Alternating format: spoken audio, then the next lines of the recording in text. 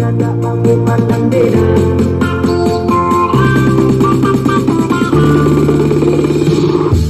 Orang dari anak lorong Ranu Tongkol, bukan dengan tujuan untuk mencari lawan. Kebersamaan kami dan tak mampu pandang beda, tapi orang tetap satu darah. Orang alor anak lorong Ranu Tongkol,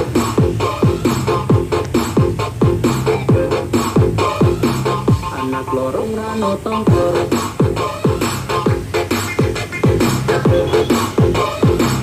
Anak lorong Ranu Tongkol,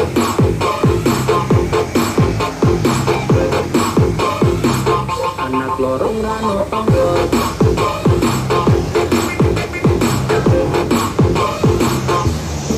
salam torang dari alor anak lorong Ranu Tongkol. Jangan saling mengiri maupun saling dengki, jangan mau bakti salah karena orang bersaudara. Ini orang percaya napa alor pepukulan, napa alor pepukulan, pepukulan, napa alor pepukulan,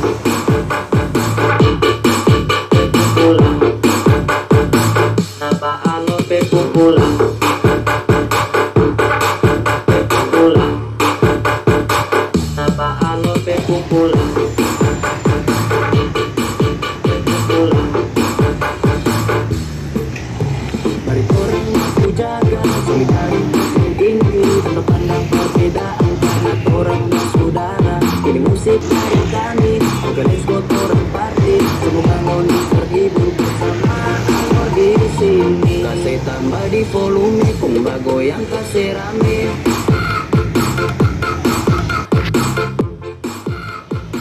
Kumba goyang kasih rame. Nusa Tenggara Timur dikenal luas sebagai provinsi yang kaya akan produk kain tenun ikat. Karya budaya ini diproduksi kaum perempuan yang tersebar di 22 kabupaten kota di provinsi berbasiskan kepulauan ini. Kain tenun ikat menjadi bagian dari komoditi unggulan NTT yang kerap dipromosikan dalam berbagai kegiatan di kancah nasional hingga internasional. Produk kain tenun ikat mampu memikat perhatian kalangan masyarakat karena berbagai keunikannya, seperti diproduksi dengan tangan manusia, menggunakan alat tenun tradisional yang terbuat dari kayu dan bambu, serta penggunaan warna yang bersumber dari tumbuh-tumbuhan. Tak hanya itu, kain tenun ikat yang dihasilkan dari setiap daerah di NTT memiliki motif berbeda-beda. Dewan Kerajinan Nasional Daerah Dekranasda Provinsi Nusa Tenggara Timur mencatat NTT memiliki lebih dari 700 motif tenun ikat yang masing-masing mengandung narasi filosofi yang berbeda. Produk kain tenun ikat NTT bukan hanya sekedar hasil buatan kaum perempuan NTT, namun juga dinilai sebagai karya intelektual yang tidak kalah dengan berbagai karya seni yang tersohor di dunia. Bahkan kain tenun ikat NTT diklaim tidak kalah dengan karya-karya seniman dunia seperti Leonardo da Vinci dan lainnya. Tenun ikat Nusa Tenggara Timur bukan baru naik kelas, namun kelasnya sudah di atas sejak dulu karena sudah masuk di berbagai acara besar tingkat mancanegara seperti Fashion Week di New York, Paris, Milan, dan juga di London. Namun ada tantangan yang dihadapi di Nusa Tenggara Timur sendiri, yaitu belum banyak masyarakat yang melihat keunggulan ini sebagai potensi besar untuk memberikan keuntungan ekonomi. Regenerasi tenun ikat di NTT juga menjadi pekerjaan rumah mengingat jumlah penenun yang kian berkurang serta masih didominasi oleh perempuan dewasa atau ibu-ibu rumah tangga. Yang kurang adalah masih banyak orang-orang NTT yang tidak cinta karya tenun ikat yang luar biasa ini.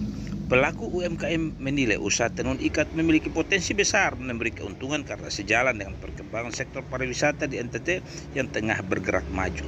Meskipun produk tidak terjual setiap hari, namun keuntungan dalam sekali penjualan bisa mencukupi target pendapatan selama beberapa waktu. Sekali pembelian kain tenun itu bisa bernilai jutaan rupiah, sehingga tetap ada keuntungan usaha termasuk untuk para penenun. Peluang baik produk tenun ikat bisa terserap lebih tinggi di pasar melalui berbagai pameran yang diselenggarakan pemerintah daerah hingga pemerintah pusat dalam ajang berskala lokal hingga internasional.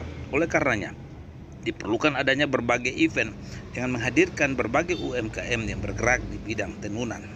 Lili Mesa, salah satu pegiat UMKM di bidang tenunan, memutuskan untuk tetap mengandalkan usaha all shop tenun ikat dan modifikasi kain tenun dalam berbagai produk pada tokonya sebagai pusat oleh-oleh ragam karya tenunan NTT yang digeluti sebagai sumber pendapatan utama untuk memenuhi kebutuhan rumah tangga sekaligus pengembangan bidang usaha lainnya, yakni usaha salon. Usaha tenun ikat juga dapat memberikan keuntungan secara berkelanjutan bagi masyarakat, terutama kalangan perempuan di Nusa Tenggara Timur. Pemerintah daerah di NTT juga menerapkan pemakaian tenun ikat bagi seluruh pegawai di lingkungan pemerintah pada 3 hari kerja dalam seminggu. Program ini tidak hanya sebagai bentuk apresiasi tertinggi, namun juga untuk menyerap karya intelektual tenun ikat yang luar biasa.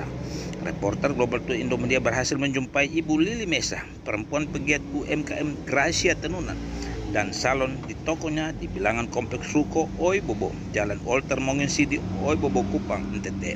Mari kita ikuti wawancara berikut ini.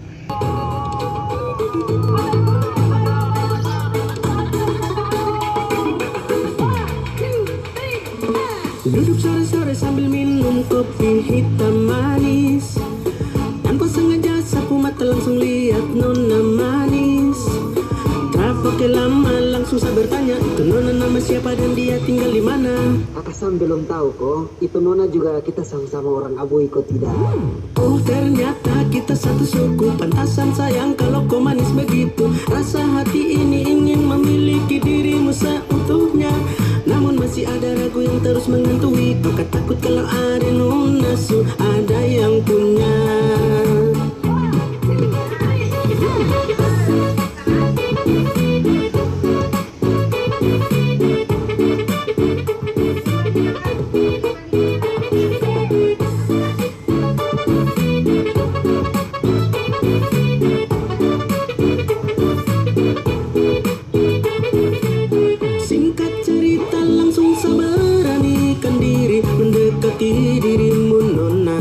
Langsung ajak kau kenalan, siapa tahu nanti jadi nyaman. Ada nona tersipu malu dan langsung menjawab, Maaf namanya ya kakak. aduh niai, saya langsung jatuh cinta. Lihat kau pesan manis buat hati tidak sabar ingin langsung masuk minta. Aduh sayang, kau buat saya rasa nyaman.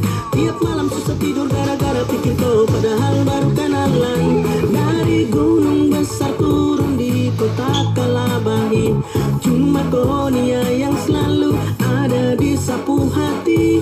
Kalau orang tanya yang manis begini dari mana, kau tahu dong kalau kita ada di Nusa Kenari. Ayo, apa nih nata bebek ayo?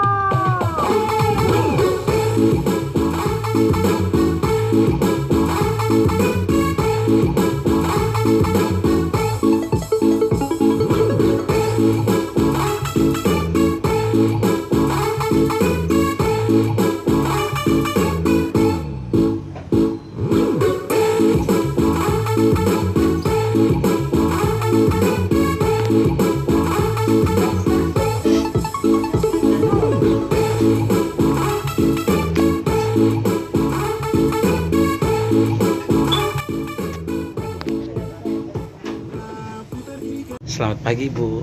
Pagi. Nama siapa Bu? Lili. Oke. Mitra Global itu dimanapun berada, reporter Global pagi ini ada di Gracia Salon bersama Ibu Lili Mesa pagi ini. Ibu, Gracia Salon ini sudah berdiri sejak tahun berapa Bu? Kalau Gracia Salon ini dia dari tahun 2007. 2007. 2007. Bergeraknya di bidang apa saja? Dia di bidang kecantikan. Terus tahun 2011 lagi pengembangan itu kayak lembaga khusus. Tapi khusus tata kecantikan rambut. Terus tahun 2017 berkembang lagi dengan mengikuti kan tren waktu itu kan tenunan lagi membumi ya sudah. Sebelumnya juga kan karena koleksi senang hobi dengan tenunan. Jadi tahun 2017 kita bukalah arshop ini untuk khusus tenunan. Oke. Terkait dengan tenunan Ibu, ini sejak 2017 itu bagaimana mendapatkan produk tenunan ini sendiri? Kalau tenunan ini kan memang sebelumnya itu kan kita sudah kumpul sebelum membuka tahun 2017 itu sudah kumpul-kumpul itu sekitar 2 tahun sebelumnya, kan dari hobi itu. Dari daerah nih, diambil dari daerah-daerah. Ambil dari daerah.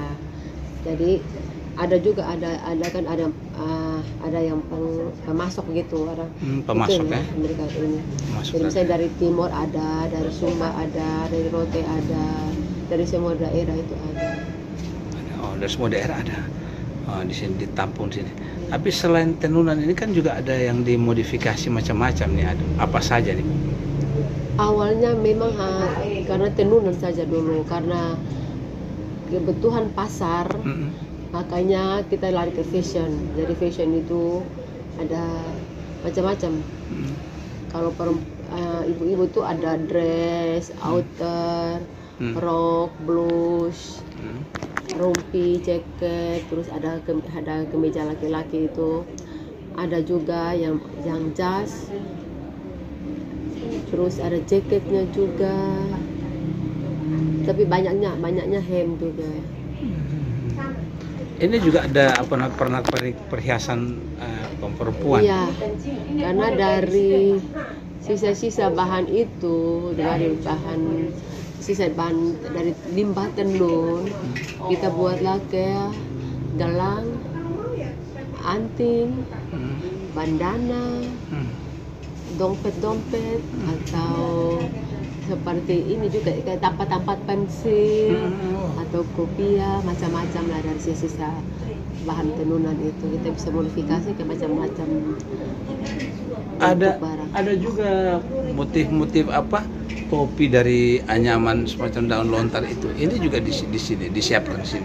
Ya, itu topi tilangga dari Rote.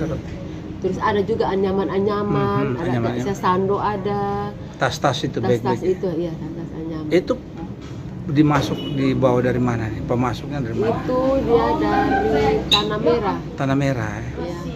Oh, berarti ini sudah ada kolaborasi dengan UMKM yang memproduksi, pusat-pusat produksi ya, di pusat. Nah, baik, sejauh ini hasil-hasil yang sudah ada ini dari mana saja yang datang ke sini? Kalau yang datang ini banyak. Kalau ada musiman, kalau ada kegiatan-kegiatan atau event-event adat, tamu-tamu dari luar itu banyak. Setiap hari ada nih? Setiap hari ada.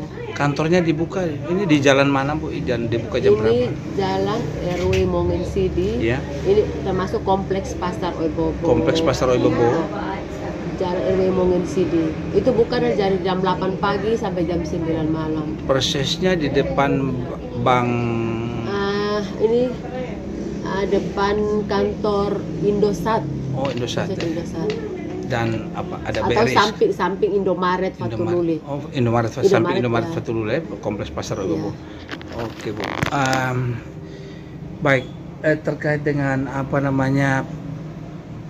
tenaga kerja. Berapa sih tenaga kerja yang memperkuat Ibu baik di all shop sini maupun di salon dan juga di kursus menjahit?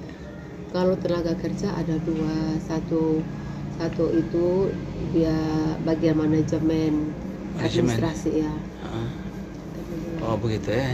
Nah kemudian bagaimana pakaian-pakaian jadi modifikasi ini menggunakan tenaga kerja yang mana? Ada yang saya pakai tenaga kerja, ada juga yang kerja sendiri. Wow. Tapi ada juga yang karena kita harus mengikuti modelnya kan update, jadi ada saya kirim ke Jawa. Ada juga di Jakarta, di Tamrin City. Oh, Tamrin City. Luar biasa. Baru dari sana hasilnya dikembalikan ke sini. Jadi kayaknya kita pakai ke sana, setelah jadi mereka kirim lagi ke sini ya. Iya. Karena memang sesuai dengan tren kebutuhan masyarakat di sini. Nah, gaun-gaun fashion show itu di sini paling diminati, banyak yang memesan. Kalau kebanyakan itu mereka tuh pesan itu kalau yang kabel keluarga. Kalau dress tuh kebanyakan dress kantor, dress pesta. Tapi tergantung permintaan konsumen. Kita bisa layani juga permintaan konsumen. Jadi misalnya konsumen maunya seperti ini, kita mengikuti. Selama ini sudah ada bermitra dengan Dekranasa atau dengan mana saja untuk Gracia Salon? Gracia Tenun ya. Gracia Tenun ya, Gracia Tenun. Kalau dengan Dekranasa belum. Belum ya? Baik kota maupun provinsi. Tapi kalau kegiatan-kegiatan diundang, ya, sering kalau diundang. ada event-event kayak pameran ini tetap diundang. Nah, dalam hubungan yang kerjasama, apakah juga ada semacam dukungan pemerintah daerah terkait dengan pengembangan kapasitas dan kualitas desain motif di sini terkait tenun di sini untuk beragam modifikasi? Apakah memang ada semacam dukungan pemerintah? Kalau dukungan pemerintah itu ya seperti kalau kayak ada kegiatan kita diminta untuk partisipasi seperti itu. Tapi intervensi finansial atau dana tidak ada kok. Belum ada kayak begitu. Belum ada. Jadi ini kan dana pribadi. Oh, dana pribadi. Harapan Ibu ke depan terkait dengan pengembangan ini nanti? Harapan saya ya, bahwa seperti kalau kayak pemerintah mungkin harus adakan kayak ada event-event besar. Kalau di Kota Kupang, kalau kita diundang kan, dengan demikian kan peningkatan daripada kita sebagai UMKM ini juga ada peningkatan ekonomi di situ kalau event-event besar seperti itu. Oh begitu. Terkait dengan seruan Ibu kepada masyarakat Kota Kupang dan sekitarnya atau tamu-tamu di luar daerah yang akan ada ke sini, bahwa apa yang mau sampaikan kepada masyarakat kita terkait dengan ketersediaan segala motif kalau masyarakat khususnya Kota Kupang atau NTT, mereka sudah mulai paham tentang pakaian adat. Jadi kalau ada acara-acara adat, mereka selalu sudah memakai adat, itu sudah pasti. Jadi kalau lebih bisa kan kita promosi lagi untuk keluar lagi. Gracia Salon menyediakan semua kebutuhannya ada di sini. Iya, ada. Nah, misalnya di luar masyarakat hendak mendapatkan kontak di sini, mungkin ada yang perlu disampaikan kepada masyarakat. Ada nomor handphonenya, ada, kita bisa hubungi dengan Gracia Tenun ada. Mungkin saya ambil ya. Seperti ini, Gracia Tenun ini alamatnya ada, nomor handphonenya ada. Oke, nomor handphonenya ada ya. Iya. Bisa berhubungan dengan Gracia Tenun, iya. Jalan RM Mongin Sidi, Kompleks Ruko Pasar Oibobo, 0811 3828 222 Ya. 0811 3828 222. Mitra Global dimanapun berada, masih dengan Ibu Lili Mesak. Ibu Lili, terkait dengan program pemerintah, kita harus mencintai budaya kita, tenun kita, karya-karya besar ibu-ibu kita begitu. Ini juga sekolah-sekolah juga mewajibkan anak-anak dalam hal begitu. Nah, mungkin ada pesan Ibu untuk pemerintah kita, bahwa apakah Gracia Tenunan juga menyediakan kebutuhan untuk anak-anak sekolah, rompi sekolah dan sebagainya? Ada di sini juga kita menyediakan rompi itu dari SD sampai SMA. Oh, ada. Bisa menghubungi saja Gracia Tenunan. Di sekitar kompleks Pasar Oibobo ini, Ruko Pasar Oibobo. Pesan lain mungkin ada, Bu? Mungkin ada acara-acara, kalau event-event, mungkin masyarakat itu diwajibkan pakai tenun, begitu. Harapan kita seperti itu. Acara-acara di mana pemerintah? Event-event yang event-event besar atau event-event yang ada di daerah itu, ya. Supaya mewajibkan masyarakat kita formal menggunakan tenun. Dengan demikian tentu akan ada. Misalnya kita punya Polda NTT yang mewajibkan anggotanya menggunakan. Tas. Di sini juga disiapkan tas gitu. Ada. Oke. Kemarin itu lumayan laku banyak itu. Mitra Global, Gracia Tenun juga menyiapkan tas-tas samping itu yang diprogramkan oleh Polda NTT dan tersedia di sini. Mungkin ada anggota dan masyarakat yang sangat membutuhkan tas-tas seperti itu, silakan menghubungi Gracia Tenun, Kompleks Ruko Oibobo di sini. Closing statement mungkin Ibu. Harga Yang terakhir. terjangkau. Oh, harga terjangkau ya, harga? Harga terjangkau. Harga terjangkau, oke, luar biasa. Ini baru saja ada beberapa apa namanya, beberapa pembeli juga baru masuk dari pagi sudah beberapa pembeli sudah ada di sini sudah ada. Ini dibuka jam berapa, Bu? Jam 8 pagi sudah buka sampai jam 9 malam. Oke, jam 8 sampai jam 9 malam. Closing statement atau kata penutup Ibu untuk masyarakat. Bahwa kita banggalah memakai produk dalam negeri, apalagi tenunan. Rasa bangga untuk itu ya, cinta produk Indonesia. Indonesia. Oke, terima kasih. Selamat pagi untuk bincang-bincang bersama reporter Global to Indomedia yang pagi ini berkesempatan menyambangi pemimpin sekaligus orang yang memiliki multi talent, Ibu Lili Mesak. Selamat berkarya Ibu, sukses selalu, Tuhan memberkati. Shalom, selamat pagi.